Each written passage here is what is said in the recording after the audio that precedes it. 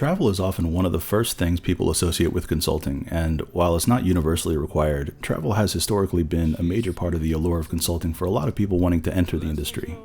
Now, I only say historically because a few years back, a complete moratorium on travel was mandated. I can't imagine why. Coronavirus! This is getting real! But while travel might seem glamorous at first, you might say it has its, well, ups and downs. On the one hand, traveling can yield a lot of perks and status upgrades that elevate the consulting experience, which is a big draw to a lot of young clout-chasing business professionals. On the other hand, it can also eventually lead to stress and poor work-life balance, which probably also explains why consultants are some of the highest functioning alcoholics in the workforce. In any case, I thought I'd make this video to walk through what a typical travel experience looks like in consulting, as well as offer some advice to those traveling for the first time. A common misconception about traveling is that new consultants tend to think that they're always going to be sent to big cities for their projects. And while this is sometimes true, more often than not, it feels like you end up in the middle of nowhere because that's where your client decided to build their corporate business office. Just as an example, some of the places I've been sent to in the past include Marshfield, Wisconsin, home of the sports bar Nuts Deep 2, which heavily implies the existence of at least one more sports bar named Nuts Deep. And who could forget Sayre, Pennsylvania? I know I wish I could. Oh, and my personal favorite, Yreka, California. Which, funny thing, so my managing director told me one day that they were sending me to Eureka, California, and I was so excited until I got the client's address and I popped it into Google Street View. That'll show me to get my hopes up ever again. Yeah, anyway, so my first and best piece of advice to new consultants is really just to lower your expectations. I mean about everything in general, not just about travel. Trust me, it'll really help soften the disappointment when you find out you're going to be in Ohio for 8 months.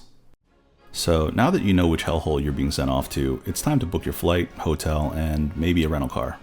Now here in the US, there are 3 major airlines for business travel: Delta, United, and American Airlines.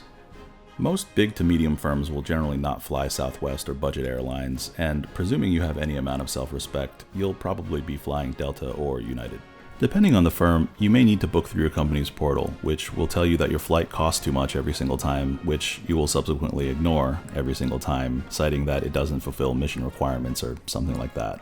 As for the hotels, the 3 major brands US consultants typically use are Marriott, Hilton, and Hyatt.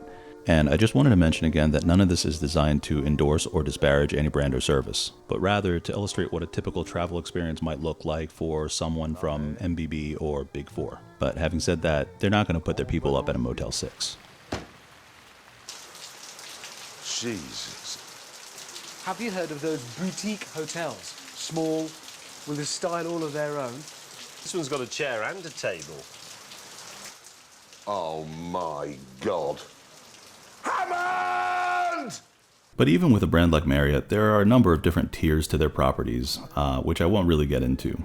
All I can say from personal experience is that for a firm like Deloitte, the Renaissance is a pretty good example of a typical hotel you'd stay at. Okay, so quick update. After recording this, I did a survey on Instagram. So I stand by what I said about MBB, Big Four, and similar size firms. But as it turns out, the vast majority of respondents say that they usually stay at a Fairfield Inn or equivalent tier hotel property. I know I said earlier that I wasn't going to get into hotel chains and their tiers, but here's an example. Here we have a king room with a city view at the Renaissance Midtown in New York City. And here is a king room with a city view at the Fairfield, also in Midtown New York City. I'd venture to say that everything at the Renaissance is just a little bit nicer, but functionally speaking, you're getting the same thing. This one's got a chair and a table. The prices more or less reflect this. Wait a second, what the fuck was going on in Midtown on July 10th? Anyway, moving on, finally we have the potential for car rentals, which, if I'm going to be honest, was always my favorite part of traveling. The major car rental companies you're likely to find at airports in the US are Enterprise, National Avis, and Hertz. And we'll get more into this later, but first, let's talk about the lead up to Flyday. Flyday for most consultants will be Sunday night or early Monday morning, depending on how early they're expected at the client site. A small but important bit of advice that pertains to everyone is to make sure that you have your laptop charger. You can pretty much buy phone chargers anywhere, but looking for the specific barrel plug for your Lenovo laptop at Best Buy will not be fun. Guess how I know. I'd also strongly recommend packing a Tide pen for spot cleaning stains. And lastly, if you're new to travel, make sure you download all the airline, hotel, rideshare, and car rental apps and create accounts now before you need them later. Okay, so now it's the day of the flight, everything's booked, and your Uber is dropping you off at the airline terminal. I didn't think I had to mention this, but plan to arrive early to the airport. Things can be extremely unpredictable. Because defying all odds, no matter the airport or the airline, your gate is somehow always going to be the furthest gate away from the security checkpoint.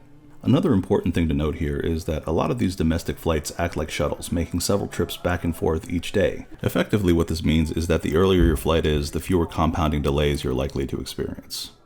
That being said, I'd strongly recommend getting TSA PreCheck, TSA Global Entry, or Clear. TSA PreCheck provides faster passage through security for US departing flights, and also exempts you from the dehumanizing act of having to remove your shoes. Global Entry, on the other hand, provides expedited US customs screening for international air travelers when entering the United States, and also includes TSA PreCheck. Clear, the newest of the three, is another way to get through security faster by going to a kiosk, validating your identity and flight info, and going through the PreCheck line. As far as costs go, your firm may or may not subsidize those, but PreCheck only costs $78 and is good for 5 years, then costs $70 to renew as of time of writing. Global Entry costs $100 and $100 to renew every 5 years, but the waiting period as of writing is almost 6 months, and Clear costs $189 annually.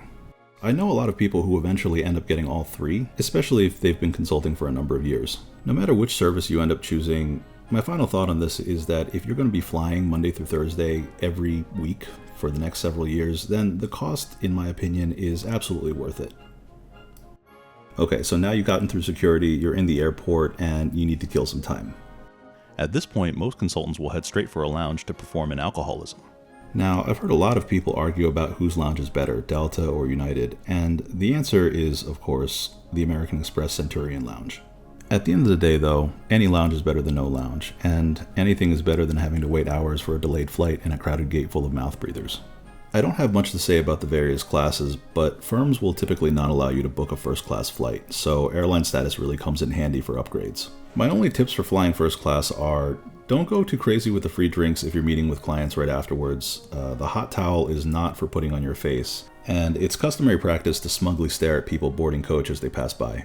All in all, first class really only affords you some additional comforts and doesn't really take away from the fact that you're stuck in a metal tube with a bunch of strangers. But it's still pretty sweet.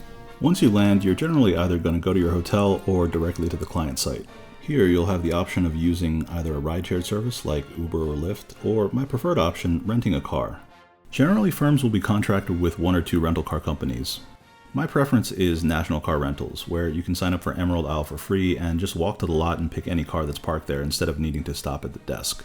While there are different tiers of Emerald status, in my experience at large airports, the valets aren't super discriminate about where they park the cars, so you can absolutely find yourself driving an Audi or a BMW. One note here is, if the car you rent happens to be really nice, don't park it where the client can see you. It's bad for optics, even if the contracted rate is a flat one. As previously mentioned, the 3 major brands of hotels that consultants stay at in the US are Marriott, Hilton, and Hyatt. Most firms will have corporate codes for all 3 of these brands, but in my experience, Marriott seems to be by far the most preferred. Most of the time, you and your team are going to want to book the same hotel for convenience in getting to and from the client every day. And just like the airlines, the hotel points are yours to keep. I've only had status at Marriott and Hilton, but both have really cool high-end properties and some really unique signature ones. But I feel like Hilton points go a longer way than Marriott's. All 3 hotel chains are fine, and at the end of the day, it really just comes down to preference. Expensing meals is a big perk of traveling and really helps detract from an otherwise depressing life. Some firms will even have internal spreadsheets circulating with the best places to eat in dozens of cities across all cuisine types. Again, not much to say here, except this is definitely one of the best fringe benefits of traveling and consulting overall. After finishing off the work week, consultants generally have 2 options. Go back home to a personal life in shambles, or visit another city over the weekend, commonly called alt travel. Keep in mind though that alt travel doesn't mean that you won't be working the entire time, but a change of scenery is always nice. And there you have it. My only closing thoughts here are that when people think about their time in consulting, often the thing they miss most is traveling. Something that goes hand in hand with traveling is becoming really tight with your team, because shared suffering builds solidarity. And sometimes the worst projects result in the best friendships, and those will last long after they've all left the firm.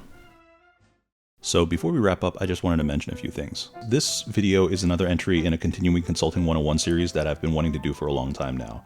And if you like the content, you can support the channel by leaving a like and sharing with your friends and colleagues, or if you want to go the extra mile, please consider donating to my Patreon. Even $1 a month goes a long way. In any case, I plan to keep creating content like this regardless because it's what I love doing, but I also think it delivers information in a somewhat more engaging way that might be helpful to a lot of people who are just starting out. I'll probably release a companion video diving a little bit deeper into these topics, as well as sharing some of my personal opinions and experience. And lastly, a huge thanks to my supporters who have been with me throughout this journey. Your support has really helped me push through some tough times and continue to do what I love doing. So until next time, this is Consulting Humor, wishing everyone safe travels no matter what your destination may be.